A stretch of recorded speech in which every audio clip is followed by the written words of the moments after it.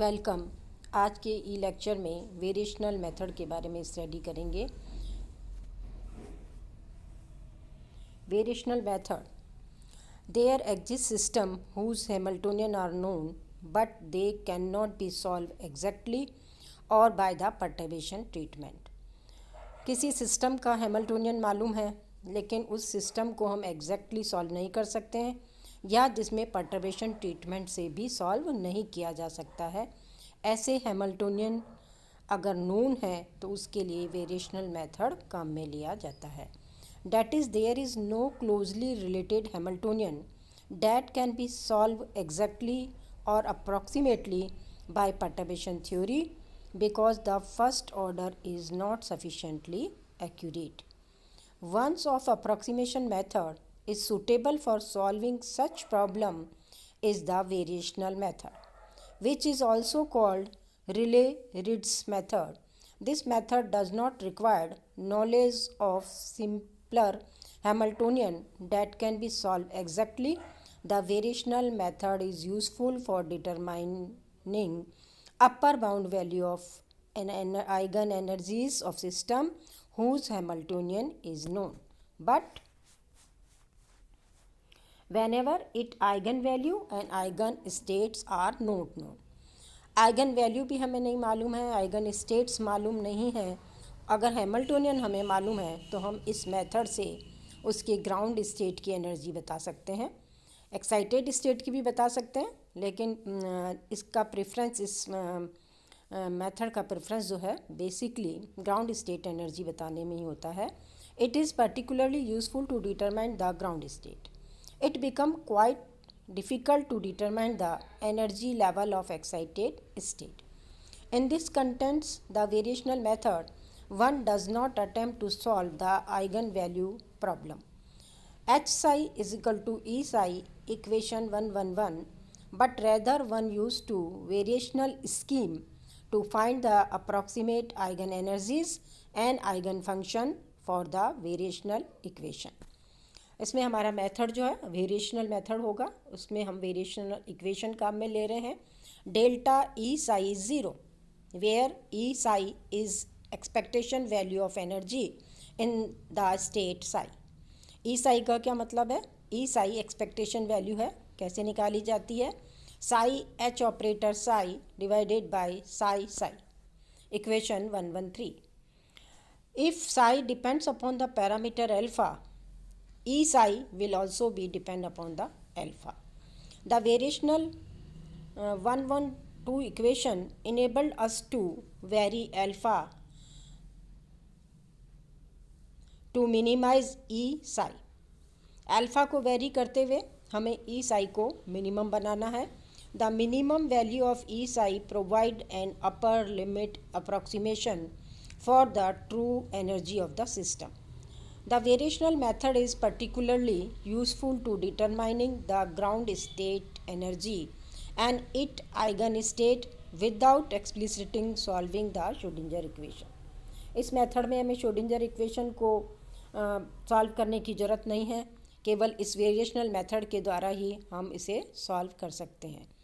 Note that for any trial function, इसके लिए हमें कोई ट्रायल फंक्शन चुनना होगा। We choose energy E as given 113 is always larger than the exact energy E naught. E naught ground state की energy है, तो हमें इस तरह से चूज़ करना होगा हमारे साई को कि E की expectation value Sai S Sai divided by psi Sai जो है वो ग्रेटर होगी और या इक्वल हो सकती है E naught के। It is equation 114। Equality condition कब आएगी? The equality conditions occur only when psi is proportional to the true ground state psi zero. To prove this we simply expand the trial function psi in term of exact eigen state of H.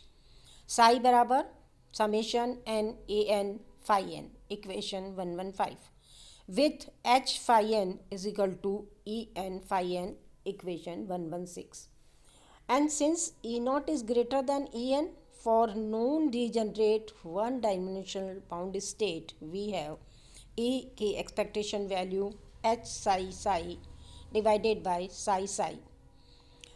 हमारे पास psi दिया हुआ है, ket psi is summation a n phi N.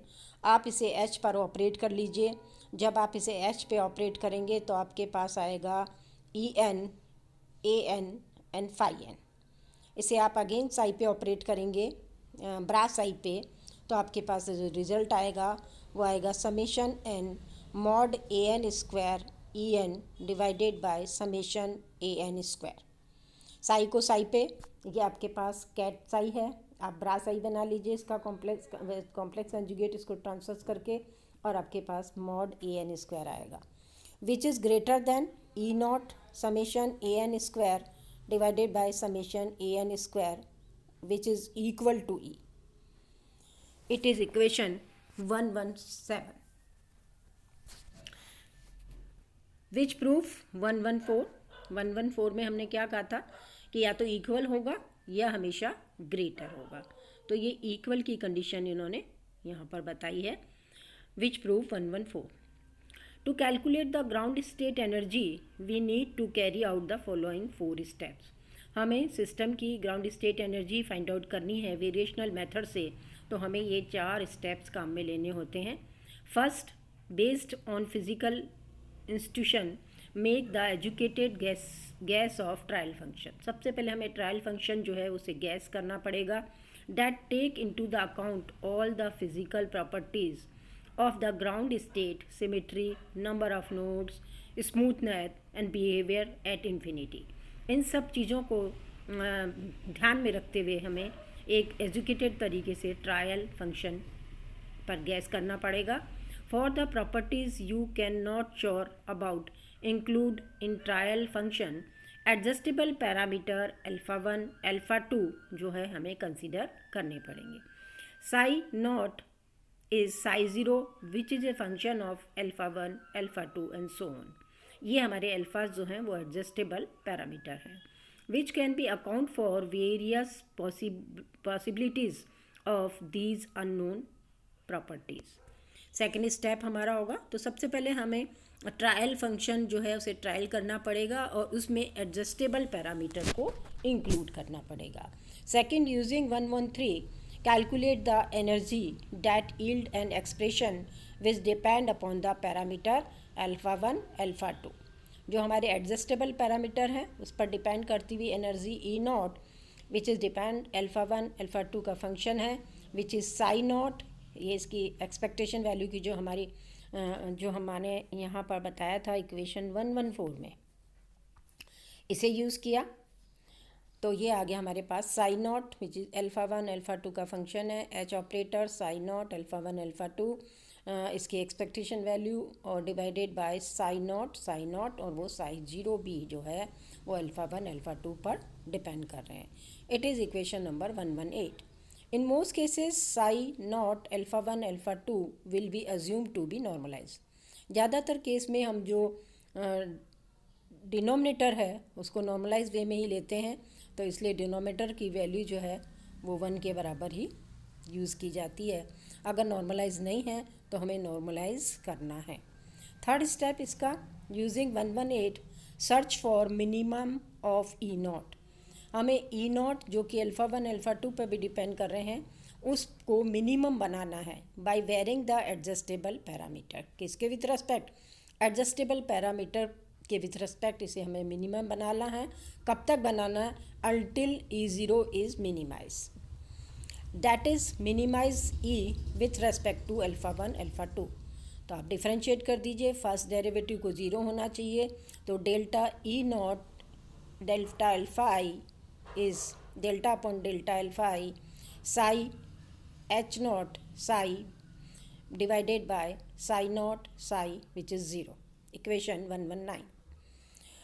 Fourth step हमारा होगा, fourth step substitute these values of alpha 01 alpha 20 into equation 118। It is our equation 118। यहाँ आपको substitute करनी पड़ेगी अल्फ़ा की value to obtain the approximate value of energy. The values E naught alpha 10 alpha 20 thus obtained provide the upper bound for the exact ground state energy E naught. The exact ground state eigenstate psi naught will then be approximated by the state psi 0, alpha 10, alpha 20, so on. अभी हमने बात की थी कि इस method से हम ground state की एनर्जी निकाल सकते हैं, लेकिन ये ऐसा नहीं है, एक्साइटेड स्टेट की एनर्जी भी निकाली जा सकती है. मैथमेटिक्स थोड़ी रिग्रेस हो जाती है. What about the energies of excited state? The variational method can also be use to find the approximate value of energies of first few excited state. For instance, to find the energy and eigenstate of first excited state that will be approximate E1 and phi1, we need to be choose a trial function psi1. इसके लिए हमें psi1 trial function use करना पड़ेगा. that must be orthogonal to psi0, जो कि psi0 से ऑर्थोगन होगा. इस कंडीशन को हमने लिखा है psi1 phi0, their inner product is 0, they are orthogonal to each other. Equation 120. Then proceed we did in the case of ground state, that is to solve the variational equation 112 for psi1. अब psi1 के लिए हमने उसी वे में अपना procedure repeat किया. psi1 के लिए हमने जो है इक्वेशन 112 को यूज़ किया. तो delta upon delta F i, यहाँ वेरिएबल पैरामीटर है अल्फ़ा आई. तो psi1 H psi1 divided by psi1 is 0, where i can takes value 1 2, equation 121. Similarly, to evaluate the second excited state, we solve 112 psi2 and take into the accounts the following two condition. psi not है वो psi2 के भी orthogonal है, psi1 जो है वो psi2 के भी ऑर्थोगोनल है. इस कंडीशंस को हम ध्यान रखेंगे. That is equation 122. This condition can be included the variational problem by means of Lagrangian multiplier, that is by means of constraints variational principle. In this way, we can principle evaluate any other excited state. However, the variational procedure become increasingly complicated as we deal with higher excited state. As a result, this method is mainly used to determine the ground state. कुछ remark इसके अंदर है, very useful है, आपको numerical problem find out करने में मदद करेगा. In those problem where the first derivative of wave function is discontinuous, उस केस के लिए at a given value of x one has to be careful when using the expression. Psi kinetic energy आपने डाली है h²/2m del square by del x square, and psi जो किसके बराबर है -h²/2m integral minus infinity to plus infinity psi star del square psi x upon del square del x square d x. A straightforward careless use this expression sometime leads through negative kinetic energy. अगर आप kinetic energy के लिए इस वे में आप उसकी expectation value निकाल रहे हैं तो ये जो है नेगेटिव काइनेटिक एनर्जी वैल्यू दे देता है, वो यूजलेस है. Once mind instant consider using the following form. उस समय आपको इक्वेशन 1 2 3 वाली फॉर्म काम में नहीं लेनी है.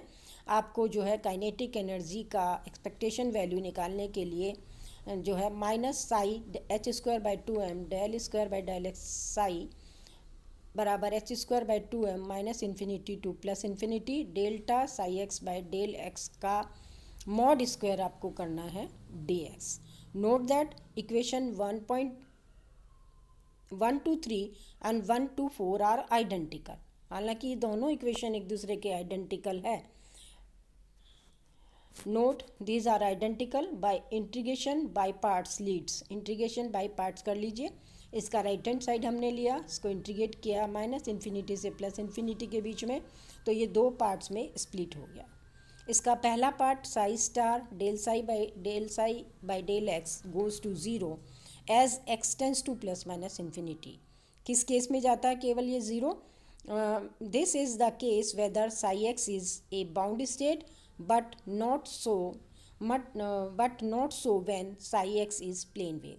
psi x प्लेन वेव है उस केस में नहीं, केवल psi x बाउंड स्टेट में है, उसी केस में इस इंटीग्रेशन 1 to 5 इक्वेशन का फर्स्ट इंटीग्रेशन 0 के बराबर होता है। तो कोई भी न्यूमेरिकल प्रॉब्लम कंसीडर करने पर अगर काइनेटिक एनर्जी की एक्सपेक्टेशन वैल्यू 0 आती है तो उस केस में आपको अपना फॉर्मूला इस वे में रेक्टिफाई करना होगा। धन्यवाद।